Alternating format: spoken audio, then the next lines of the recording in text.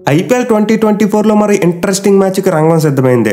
ఆదివారం రోజు అహ్మదాబాద్ వేదికగా గుజరాత్ టైటాన్స్ మరియు ముంబై ఇండియన్స్ ఈ రెండు జట్లు తలపడబోతున్నాయి. సో రెండు జట్ల మధ్య మ్యాచ్ అంటే ఇప్పుడు కూడా ఇంట్రెస్టింగ్ గానే ఉంటుంది. పైకి ఈసారి చూసుకుంటే ముంబై ఇండియన్స్ టీం కెప్టెన్ మారిపోయాడు. బట్ ఆ మారిపోయిన కెప్టెన్ ఎక్కడి నుండి వచ్చాడు? జీటీ టీం నుండి వచ్చాడు. సో ఈ మ్యాచ్ లో గుజరాత్ టీం తమను వదిలేసిన ఫార్మర్ కెప్టెన్ మీద ఆడబోతున్నారు. And also Mumbai Indians team యొక్క అంతర్యుద్ధం గురించి నేను ప్రత్యేకంగా చెప్పేది ఏమీ లేదు. వాళ్ళు ఫోర్స్ఫుల్లీ రోహిత్ శర్మను తీసేసి హార్దిక్ పాండ్యాని కెప్టెన్ గా పెట్టారు. దీంతో టీం లోపల డైనమిక్స్ ఎలా సెట్ అవుతుంది అనేది కూడా చాలా ఇంట్రెస్టింగ్ ఉండబోతుంది. ఎనివే ఈ మ్యాచ్ లో ఏ టీం కి గెలిచే ఛాన్స్ ఎక్కువగా ఉంది, హెడ్ టు హెడ్ రికార్డ్స్ ఏం చెప్తున్నాయి, పిచ్ రిపోర్ట్ ఏంటి, రెండు జట్ల ప్లేయింగ్ 11 ఇలా అన్ని విషయాలు కూడా వీడియోలో తెలుసుకుందాం. అయితే అవి చెప్పుకునే ముందు మీకు ఒక చిన్న ఇన్ఫర్మేషన్ గైస్. అదేంటంటే ఆర్ఆర్ మరియు లక్నో జట్లు తలపడబోతున్న 4th మ్యాచ్ యొక్క ప్రివ్యూ వీడియోను నేను మన సెకండ్ ఛానల్ ఆల్రెడీ అప్లోడ్ చేశాను. అలాగే రోజు ఆఫ్టర్నూన్ జరగబోయే మ్యాచ్ యొక్క రివ్యూని కూడా సేమ్ అదే ఛానల్లో పోస్ట్ చేస్తా. సో ఈ ఛానల్లో వీడియో రాలేదని నేను 4th మ్యాచ్ని ఇగ్నోర్ చేశాను అనుకోకండి.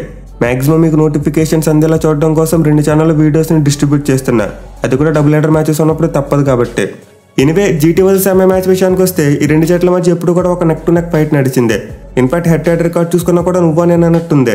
సో రెండు జట్లు ఇప్పటివరకు ఐపీఎల్ హిస్టరీలో మొత్తం 4 సార్లు తలపడ్డాయి. అంటే 4 మ్యాచ్లో జీటీ టీం 2 మ్యాచ్లో గెలిచింది, ముంబై టీం కూడా 2 మ్యాచ్లోనే గెలిచింది. మెయిన్లీ లాస్ట్ ఇయర్ రెండు జట్ల మధ్య ఏకంగా 3 మ్యాచ్లు జరిగాయి. అంటే 3 మ్యాచ్లో జీటీ వాళ్ళు 2 మ్యాచ్లో గెలిచారు, ముంబై మాత్రం 1 మ్యాచ్లోనే గెలిచింది. మెయిన్లీ గుజరాత్ టీం క్వాలిఫైర్ 2లో ముంబైని ఓడించి వాళ్ళని ఇంటికి పంపించారు. సో దానికి రీవెంజ్గా ఈ మ్యాచ్లో ముంబై టీం తప్పక గెలవాలని చూస్తారు. బట్ వాళ్ళకి ఒక హ్యాబిట్ ఉంది కదా, ఫస్ట్ మ్యాచ్లో అసలు గెలవరు. ఐ థింక్ 10 years బ్యాక్ నుంచి అనుకుంటా ముంబై టీం తమ ఫస్ట్ మ్యాచ్లో ఓడిపోతూనే వస్తున్నారు.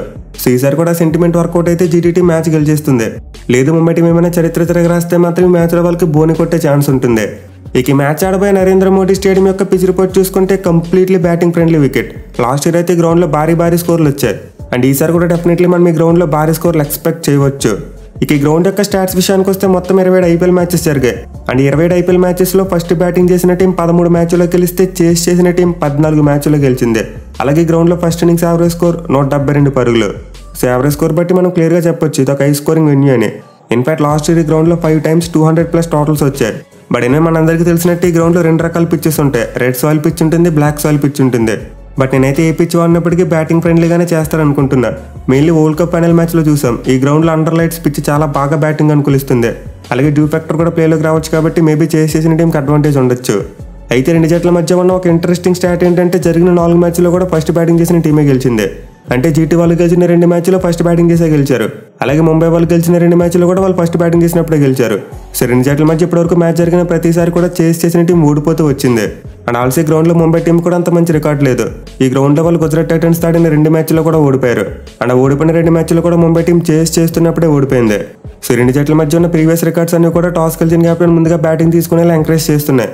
బట్ పిచ్ స్వభావం మరియు డ్యూ ఫ్యాక్టర్ని దృష్టిలో పెట్టుకుంటే నేనైతే టాస్ గెలిచిన కెప్టెన్ ముందుగా ఫీల్డింగ్ తీసుకుంటారు అనుకుంటున్నా. పైకి మ్యాచ్ ఈ గ్రౌండ్లో ఈ సీజన్లో first match. So pitch behaviour మీద ఎవరికి ఐడియా ఉండదు కాబట్టి టాస్ గెలిచిన కెప్టెన్ ముందుగా ఫీల్డింగ్ తీసుకునే అవకాశాలు ఎక్కువగా ఉన్నాయి. బట్ ఎనివే ముందు బ్యాటింగ్ చేసి 200 రన్స్ కంటే ఎక్కువ పెట్టగలిగితే మాత్రం ఈ మ్యాచ్లు ఈజీగా గెలవచ్చు. ఎందుకంటే ఈ గ్రౌండ్లో హైయెస్ట్ రన్ చేసి చూసుకుంటే 182 రన్స్ మాత్రమే. ఇప్పటివరకు 200+ టోటల్ని గ్రౌండ్లో ఏ టీం కూడా చేయలేకపోయింది. ఇక ఈ మ్యాచ్ యొక్క వెదర్ రిపోర్ట్ విషయానికి వస్తే ఆల్ క్లియర్. మనమైతే ఫుల్ మ్యాచ్ని అలాంటి బ్రేక్స్ లేకుండా చూడొచ్చు. అండ్ ఈ మ్యాచ్ యొక్క టైమింగ్స్ చూసుకుంటే ఈ రోజు second match evening 7:30 PM start అవుతుంది. ఇక టీమ్స్ విషయానికి వస్తే హోమ్ టీమ్ అయిన గుజరాత్ ఆన్ ది పేపర్ అంత సాలిడ్గా కనిపించట్లేదు.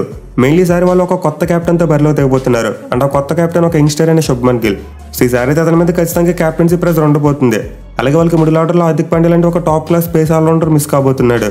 ఈవెన్ బౌలింగ్లో చూసుకున్న మహమ్మద్ షమి లాంటి ప్లేయర్ ఇంజరీ బయటికి వెళ్ళిపోయాడు. సో డెఫినెట్లీ గుజరాత్ టీంలో కొంతవరకు వీక్ లింక్స్ కనిపిస్తున్నాయి. అయితే వాళ్ళ బ్యాటింగ్లో ఉన్న అతిపెద్ద బలం వాళ్ళ కెప్టెన్ శుభ్మన్ గిల్లే. మెయిన్లీ అహ్మదాబాద్ గ్రౌండ్ అంటే పిచ్చిగా కొడతాడు. ఇన్ఫాక్ట్ లాస్ట్ ఇయర్ అతను కొట్టిన 890 రన్స్లో 70% కంటే ఎక్కువ రన్స్ ఈ ఒక్క గ్రౌండ్లోనే వచ్చాయి. సో శుభ్మన్ గిల్ అయితే మరోసారి జీటీ బ్యాటింగ్లో కీ రోల్ ప్లే చేయబోతున్నాడు. పైగా చివరికి రెండు జట్ల మధ్య మ్యాచ్ జరిగినప్పుడు అతను ఒక సెంచరీ కూడా కొట్టాడు. సో అతని మీద అయితే జీటీ టీం కెప్టెన్గా మాత్రమే కాకుండా బ్యాట్స్మెన్గా కూడా చాలా ఆశలు పెట్టుకుంటారు.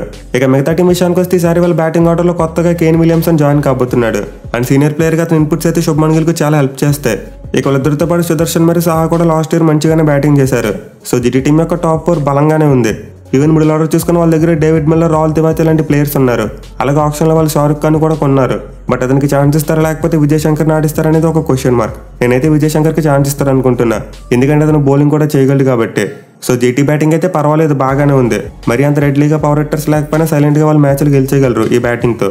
అయితే వాళ్ళ బిగ్గెస్ట్ ప్రాబ్లం మాత్రం వాళ్ళ బౌలింగ్ అని చెప్పుకోవచ్చు. ఈసారి ఆ టీంలో ఆల్రౌండర్స్ తక్కువగా కనిపిస్తున్నారు. మెయిన్లీ హార్దిక్ పాండ్యా వెళ్ళిపోవడం వల్ల ఇప్పుడు వాళ్ళకి పవర్ ప్లేలో బౌలింగ్ చేసే బౌలర్ కరువు అయ్యాడు. అలాగే షమి కూడా లేకపోవడం ఆ టీంకి బిగ్గెస్ట్ డిసడ్వాంటేజ్. సో ఇప్పుడైతే జీటీ టీం షమి ప్లేస్లో ఉమేష్ యాదవ్ ఆడిస్తుంది. అండ్ అతనితో పాటు మిగతా ఇద్దరు పేసర్స్గా మోహిత్ శర్మ మరియు స్పెన్సర్ జాన్సన్ ఉండే అవకాశాలు ఉన్నాయి.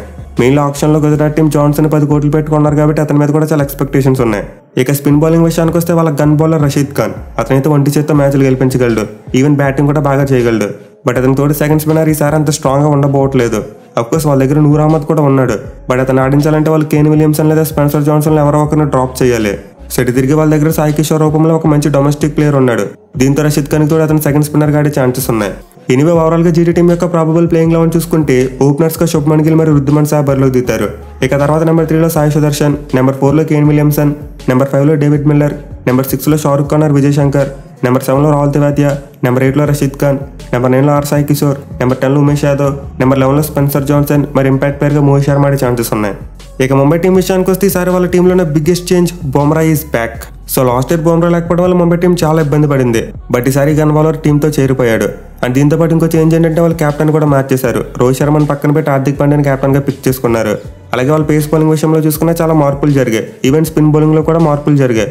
సో ముంబై టీం బౌలింగ్ లో లాస్ట్ ఇయర్ ఆడిన పీయూష్ చావ్లా మరి ఆకాష్ మధ్వాల్ తప్పితే మిగతా వాళ్ళందరూ కూడా కొత్తగా వచ్చిన వాళ్ళే. లాస్ట్ ఇయర్ ముంబై బౌలింగ్ లైనప్లో లేని వాళ్ళు ఈసారి ఆడబోతున్నారని మీనింగ్. బట్ ముంబై టీం ఈ సీజన్ స్టార్ట్ కాకముందు ఇద్దరు స్ట్రాంగ్ బౌలర్స్ ను కోల్పోయారు. జేసన్ బ్యారన్ మరియు దిల్షాన్ మధుశంకర్ లాంటి ఇద్దరు లెఫ్ట్ ఆర్మ్ సీమర్స్ ఆ టీంకు దూరం అయ్యారు. సో వీళ్ళకి రీప్లేస్మెంట్ కి అగైన్ ముంబై టీం ఇద్దరు లెఫ్ట్ ఆర్మ్ సీమర్స్ ని తీసుకున్నారు. మరి వీళ్ళిద్దరు ఎవరో ఒకరిని ఆడిస్తారా లేకపోతే నువ్వంత షరాన్ పెట్టుకుంటారనేది ఒక క్వశ్చన్ మార్క్. నేనైతే సౌత్ ఆఫ్రికా యంగ్స్టర్ అయిన మపాకాకు ఛాన్స్ ఇస్తారనుకుంటున్నా. మెయిన్లీ అండర్ 19 వరల్డ్ కప్ లో చాలా బాగా బౌలింగ్ చేశాడు. పైగా ముంబై టీం యంగ్స్టర్స్ ని ఎంకరేజ్ చేయడంలో ఇప్పుడు కూడా ముందుంటుంది. సో వాళ్ళు లెఫ్ట్ ఆర్మ్ సీమర్ కావాలనుకుంటే మపాకా లేదా లిక్విడ్ ఆడిస్తారు.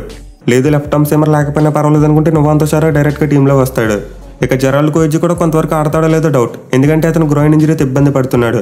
సో అతను మ్యాచ్ ఫిట్ గా ఉంటే ఖచ్చితంగా ఆడతాడు. లేకపోతే అతని ప్లేస్ లో నువ్వంత షరా ప్లేయింగ్ లెవెన్ లోకి వస్తాడు. ఇక ముంబై స్పిన్ బౌలింగ్ విభాగానికి వస్తే Piyush Chawla as these continue కాబోతున్నాడు. అయితే ఈసారి అతని తోడు మరి ఎక్స్పీరియన్స్ ఉన్న player Mohammad Nabi off spinner గా యాక్ట్ చేయబోతున్నాడు. సో ముంబై స్పిన్ బౌలింగ్ అయితే మరీ అంత స్ట్రాంగ్ గా లేకపోయినప్పటికీ పేస్ బౌలింగ్ మాత్రం చాలా బాగుంది. ఈవెన్ వాళ్ళకి హార్దిక్ పాండ్యా లాంటి ఒక మంచి పవర్ ప్లే బౌలర్ కూడా ఉన్నాడు. ఇక ముంబై టీం బ్యాటింగ్ విషయానికి వస్తే సాలిడ్ యాజ్ రాక్.